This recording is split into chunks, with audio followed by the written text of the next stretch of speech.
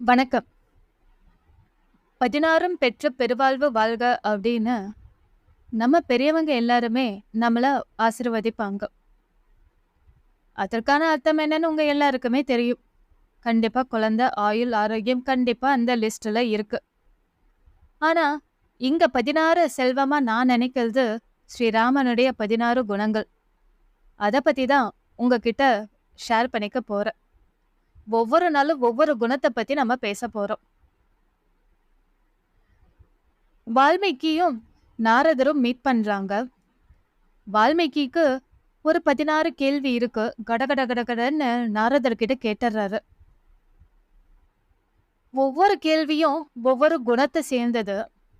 இந்த 16 கேள்வி கேட்ட உடனே நாரதர் அப்படியே மெய் மறந்து நிக்கிறாரு. பதில் சொல்றேன் கொஞ்சம் டைம் குடுன்னு அவகாசம் கேட்டுட்டு, அவர் எல்லாத்தையும் ரீகால் பண்ணி பார்க்குறாரு.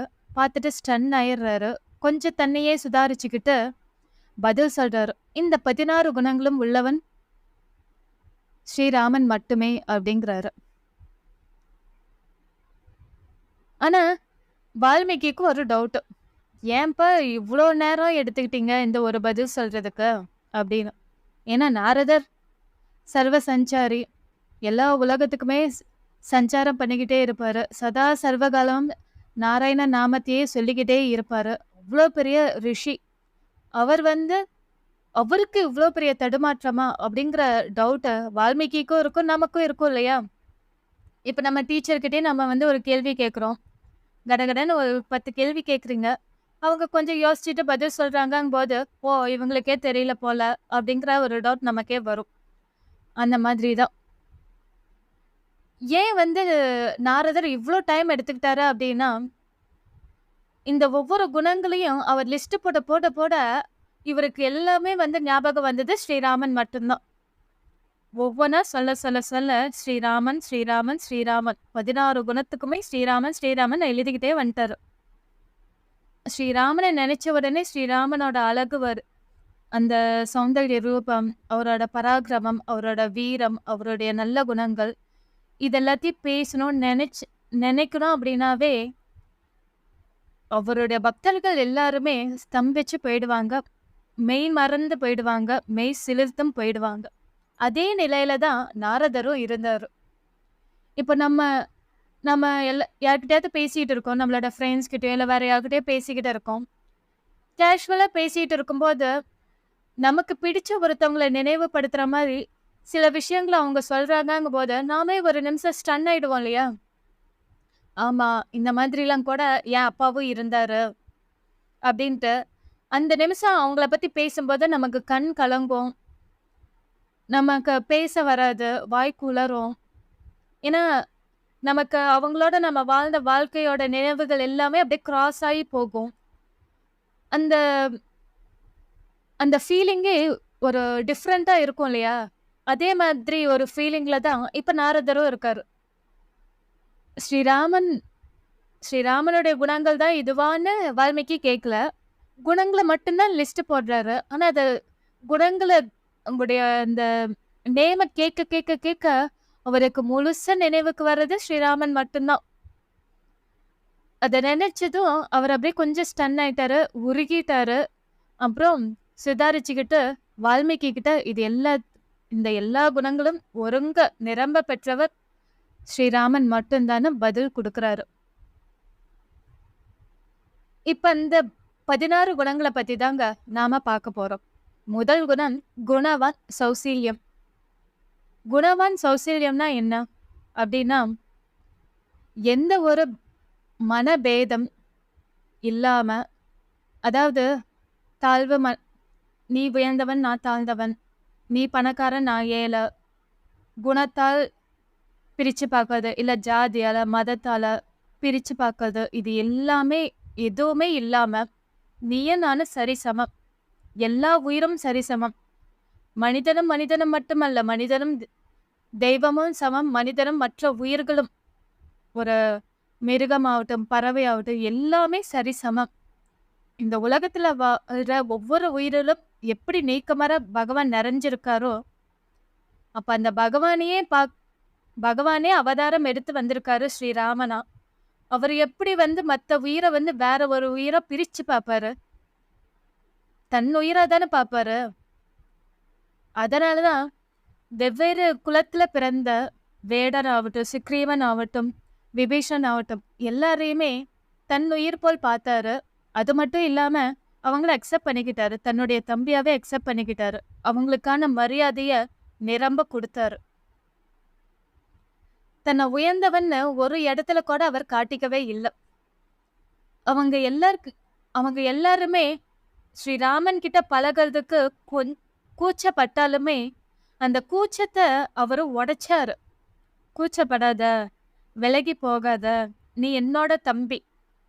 நமக்கெல்லாம் வந்து பாத்தீங்கன்னா, நம் நமக்கு பிடிச்ச செலிபிரிட்டீஸோ, இல்ல நமக்கு பிடிச்ச யாரோ ஒருத்தர் நல்ல பெரிய ஸ்டேட்டஸ்ல இருக்கிறாங்கன்னு வச்சுக்கோங்களேன்.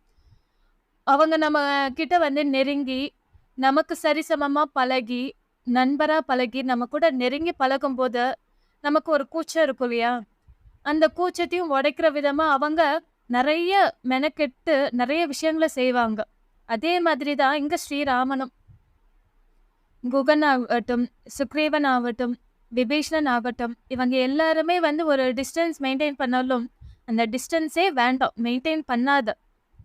எனக்கு லக்ஷ்மணன், சத்ருக்னன், பரதன் இவங்கலாம் எந்த அளவுக்கு உயிரோ, எந்த அளவுக்கு எனக்கு சமமானவங்களோ, அதே மாதிரி தான் நீங்களும் அப்படின்னு அவங்களுக்கும் அதே இடத்த குடுத்தாரு. அப்பதான் அந்த பிரேக் வந்து உடையும். அந்த சுவர் வந்து உடையும். அப்பதான் அவங்களும் வந்து இவர நெருங்கி வருவாங்க. இதுதான் பகவானுக்கும் பக்தனுக்கும் உள்ள ஒரு உறவாவே இருக்கும். ஏன்னா நமக்கு பார்த்தீங்க அப்படின்னா, பகவான வந்து ஒரு உயர்ந்த இடத்துல வச்சிருக்கோம். அவருக்கு எல்லா விதமான செல்வங்களும் இருக்கு. எல்லா விதமான பவர்ஸும் இருக்கு. எல்லாமே இருக்கு. நம்மகிட்ட அந்த மாதிரி எதுவுமே இல்ல. நாம ஒரு சாதாரண மனிதர்கள். நமக்கு அந்த அளவுக்கு அறிவு இல்ல, ஞானம் இல்ல, நமக்கு அந்த அளவுக்கு சக்தி இல்ல. அவர புரிஞ்சிக்கக்கூடிய அறிவு சுத்தமா இல்லவே இல்ல. பகவானே முன்னாடி வந்து நின்னு நான் தான் பகவானுன்னு சொன்னா கூட, கேள்வி கேட்கிற நிலையில தான் நாம இருக்கிறோம். சந்தேக புத்தியோட இருக்கிறோம். அப்படி இருக்கும்போது, அவரு நம்மகிட்ட வந்து நெருங்கி பழகும்போது தான், அந்த பிரேக் நமக்கும் அவருக்குமான உறவு வந்து பலப்படும். அந்த உறவ புதுப்பிச்சு காட்டுனவரு. அதாவது எஸ்டாப்ளிஷ் பண்ணி காட்டுனது ஸ்ரீராமன் தான். பல பக்தர்கள் இன்னைக்கும் பார்த்தீங்க அப்படின்னா, பல பக்தர்கள் நான் இந்த தொழில் செய்றேன், நான் இந்த வேலை செய்றேன் அப்படின்ட்டு பகவான கும்பிடுறதுக்கு எனக்கு எந்த வித தகுதியுமே இல்ல. அப்படின்ட்டு விலகி விலகி போய்க்கிட்டு இருக்காங்க. அதெல்லாம் வேண்டாம். அந்த இதெல்லாம் நான் பார்க்கவே இல்ல. உன் மனசு தான் முக்கியம். நீ என்ன நினைக்கிறியா? அது போதும். நானும் உன்னை நினைக்கிறேன்ட்டு அவன் நெருங்கி வர்றதுக்கு. இதுதாங்க சௌசல்யம். நாம பார்த்தீங்கன்னா, இந்த காலத்துல அதாவது பகவானே வந்து இந்த ஒரு குணத்தை ஏன் எஸ்டாப்ளிஷ் பண்ணி காட்டணும்? தசரத மகாராஜாவோட மகன் ஸ்ரீராமன். அப்பேற்பட்ட அயோத்திக்கு இவர் தான் அடுத்த மன்னரா ஆகப் போறாரு. அவர் வந்து ஏன் இவங்க எல்லார்கிட்டயும் நெருங்கி பழகணும்? பேசணும்? தன்னுடைய தம்பியாவே ஆக்கிக்கணுமா? அப்படிங்கிற பல கேள்விகள் நமக்கு வரும்.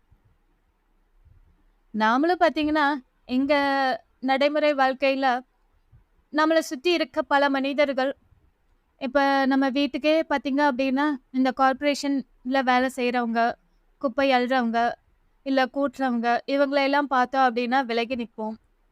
இல்ல அவங்க தண்ணி கேட்டா கூட தண்ணி குடுக்க மாட்டோம்.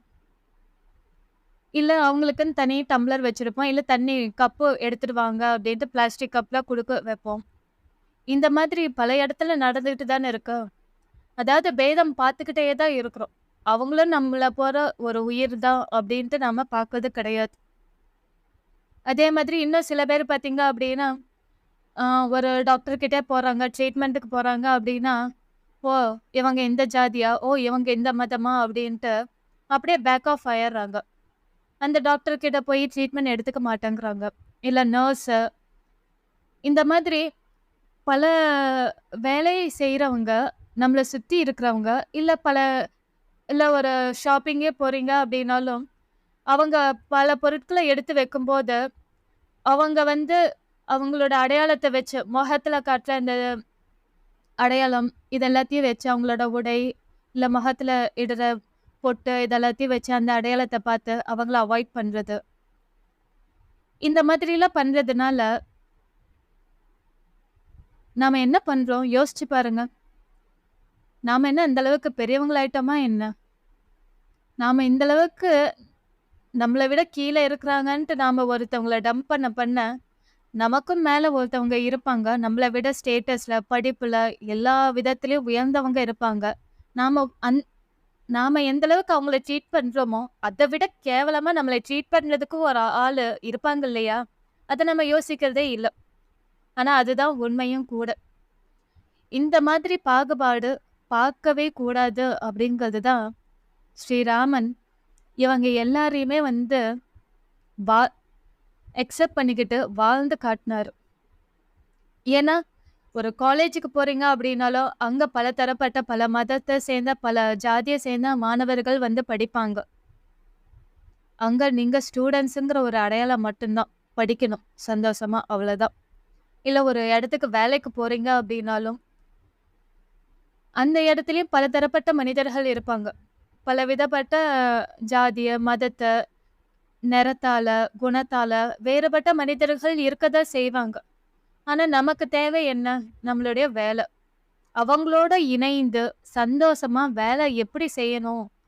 அப்பதான் வந்து அந்த நாம நம்முடைய கோல வந்து அச்சீவ் பண்ண முடியும். ஸ்ரீராமன் குகன் கூட சேர்ந்தாரு.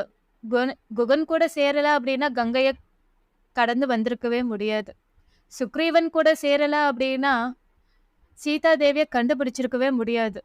விபீஷணன் கூட சேரவே இல்லைன்னா ராவணனுடைய போர் திறன் என்ன, யுக்தி என்ன, அங்க போர் ரகசியம் என்னங்கிறது ஸ்ரீராமனுக்கு தெரிஞ்சிருக்காது.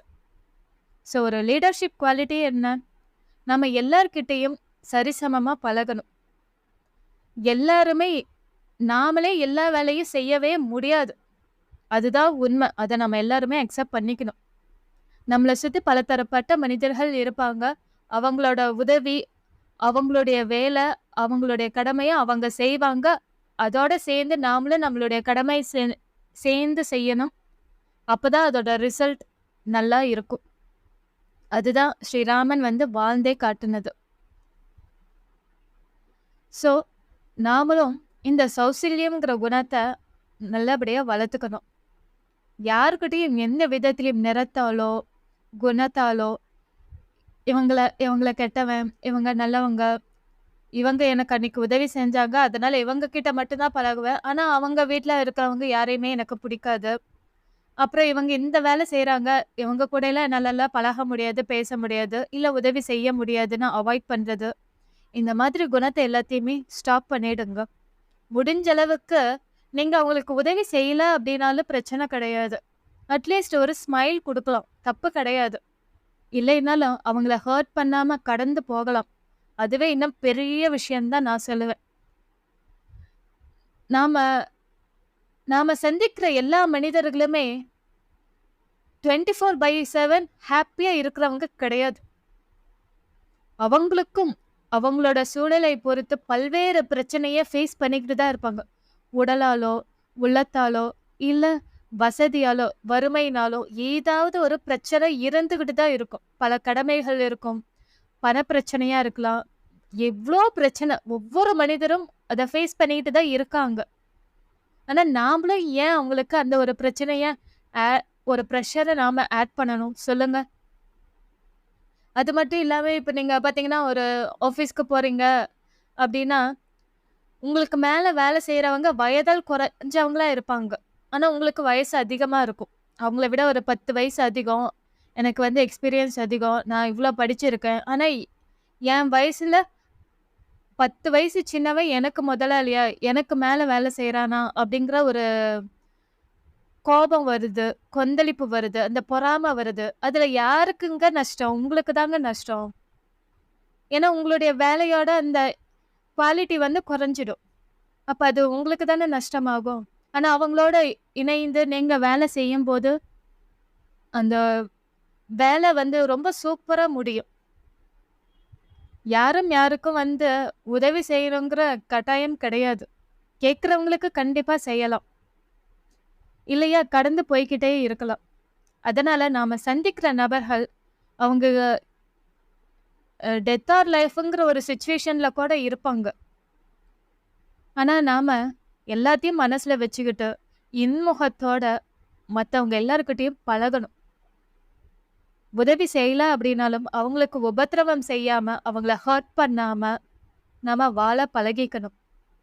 அது மட்டும் இல்லாம, இவங்க குடுத்தாலாம் நான் வாங்கிக்க மாட்டேன், இது பண்ண மாட்டேன்ட்டு இந்த அவாய்ட் பண்றது, எரிஞ்சு விழறது, இல்ல திட்டுறது, கோபப்படுறது அதையும் நாம அவாய்ட் பண்ணணும். ஏன்னா, நம்மள சுத்தி இருக்கிறவங்க எல்லாருக்குமே வேலை தேவைப்படுது, சம்பாத்தியம் தேவைப்படுது. ஏன்னா, அவங்களுக்கும் ஒரு குடும்பம் இருக்கு, பல கனவுகள் இருக்கு, லட்சியம் இருக்கு. அத நோக்கி அவங்களும் நம்மள மாரியே தான் ஓடிக்கிட்டு வராங்க. ஏன்னா, அவங்க நமக்கு பின்னாடி ரொம்ப தூரத்துல ஓடிக்கிட்டு வராங்க. நம்ம கொஞ்சம் முன்னாடி இருக்கோம். அவ்வளோதான் வித்தியாசம். ஆனா, நம்மளால வந்து அவங்கள கைய பிடிச்சு கூட்டிட்டு போக முடியல அப்படின்னாலும், கால தட்டி விடாம இருக்கலாம் இல்லையா? அதனால அவங்கள சரிசமமா பாவிக்கணும். ஏன்னா, எல்லா உயிரிலும் பகவான் நீக்கமற நிறைஞ்சிருக்கார். பிரகலாதன் சொன்னார் இல்லையா? "தூணிலும் துரும்பிலும் பகவான் இருக்காருன்னு." அதனால நீங்க யார்கிட்ட கோபப்படுறீங்களோ, யார வந்து திட்டுறீங்களோ, யார உதாசீனப்படுத்துறீங்களோ, அந்த ஒவ்வொரு உயிரிலுமே பகவான் இருக்காரு. பகவான் தான் அந்த துன்பத்த அனுபவிக்கிறாருங்கிறத புரிஞ்சுகிட்டு, நீங்க எல்லாரையும் சரிசமமா பார்க்கணும். அவங்க கூட பழகணும். யாரு எந்த உதவி செஞ்சாலும் அத அக்செப்ட் பண்ணிக்கணும். அவங்க அவங்களுடைய கடமை தான் செய்றாங்க. உங்களுக்காக தனியா வந்து உதவி செய்யறதில்ல. அத புரிஞ்சுக்கணும். இதுதான் சௌசீல்யம். இதுதான் குணவ ஸ்ரீராமன் காட்டுன வழியில நாமளும் இந்த குணத்த வளர்த்துக்குவோம். Thank you.